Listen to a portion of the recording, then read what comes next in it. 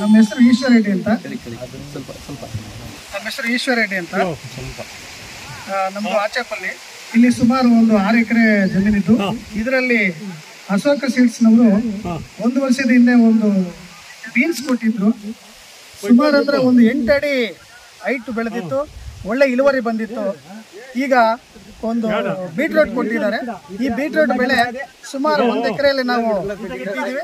1 ಎಕರೆಯಲ್ಲಿ ಸುಮಾರು ಅಂದ್ರೆ ಬೇರೆ ಬೆಳೆ ಇಟ್ಟಿದ್ವಿ 1 ವರ್ಷದ ಹಿಂದೆ, ಅಷ್ಟು ಇಳುವರಿ ಬಂದಿಲ್ಲ. ಈಗ ಒಳ್ಳೆ ಇಳುವರಿ ಬಂದಿದೆ.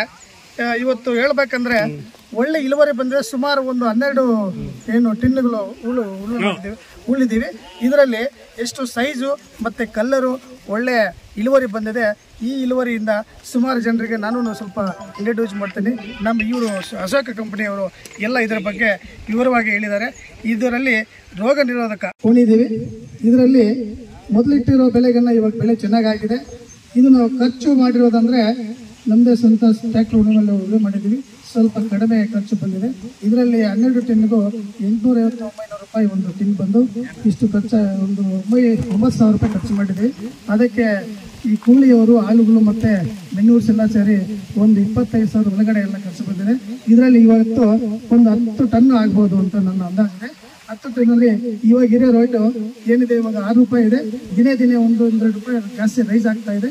ಸುಮಾರು ಮೋಸ್ಟ್ಲಿ ಒಂದು 10 ರೂಪಾಯಿ ರೈಸ್ ಆಗ್ಬೋದು ಅಂತ ನನ್ನ ನಂಬಿಕೆ ಇದೆ. ಇದರಲ್ಲಿ ಒಂದು 10 ಟನ್ ಆಗ್ಬೋದು. 1 ಲಕ್ಷ 1.5 ಲಕ್ಷ ಮೇಲೆ ಲಾಭ ಬರ್ಬೋದು. ಸ್ವಲ್ಪ ಜಾಸ್ತಿ ರೋಗದಿಂದ ಅಟ್ಯಾಕ್ ಆಗಿದೆ, ಸ್ವಲ್ಪ ಇಳುವರಿ ಕಡಿಮೆ ಇದೆ. ಈ ವೆರೈಟಿ ರೆಮೋ ಬಂದು ನಿಮಗೆ ಇಳುವರಿ ಚೆನ್ನಾಗಿದೆ, ಯಾವುದೇ ರೋಗ ತುಂಬ ಕಡಿಮೆ ಇದೆ, ಡಿಸೀಸ್ ತುಂಬ ಕಡಿಮೆ ಇದೆ. ಆಮೇಲೆ ಬೀಟ್ರೂಟ್ ಇಂಪಾರ್ಟೆಂಟ್ ಕಲ್ಲರ್ ಚೆನ್ನಾಗಿದೆ. ಶೇಪ್ ಏನು ಶೇಪು ಒಂದು 180-200 ಗ್ರಾಮ್ ಬರಬೇಕು ಮಾರ್ಕೆಟ್ಗೆ. ಅದು ಸೈಜು ಕರೆಕ್ಟಾಗಿ ಸೂಟಬಲ್ ಆಗಿದೆ. ಹಂಗಿಂದ ಮಾರ್ಕೆಟ್ ಇರೋದ್ರಿಂದ ವ್ಯಾಪಾರಸ್ಥರು ಸಹ ಇದನ್ನು ತುಂಬ ಲೈಕ್ ಮಾಡಿದ್ದಾರೆ. ಇದು ಈ ಏರಿಯಾದಲ್ಲಿ ಬಾಗೇಪಲ್ಲಿ ಸುತ್ತಮುತ್ತ, ಚಿಕ್ಕಬಳ್ಳಾಪುರದಲ್ಲಿ ಸುತ್ತಮುತ್ತ ಈ ವೆರೈಟಿ ಎಲ್ಲ ರೈತರಿಗೂ ಆಗುತ್ತೆ, ಈ ವೆದರ್ಗಾಗುತ್ತೆ, ಎಲ್ಲ ರೈತರು ಉಪಯೋಗಿಸ್ಕೊಬೇಕು ಅಂತ ಹೇಳ್ಬಿಟ್ಟು ಈ ಮುಖಾಂತರ ಹೇಳಿ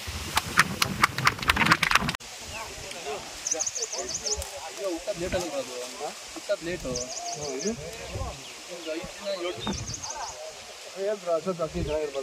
ಜನರೇಷನ್ ಈ ಥರ ಮಾಡ್ತಾರೆ.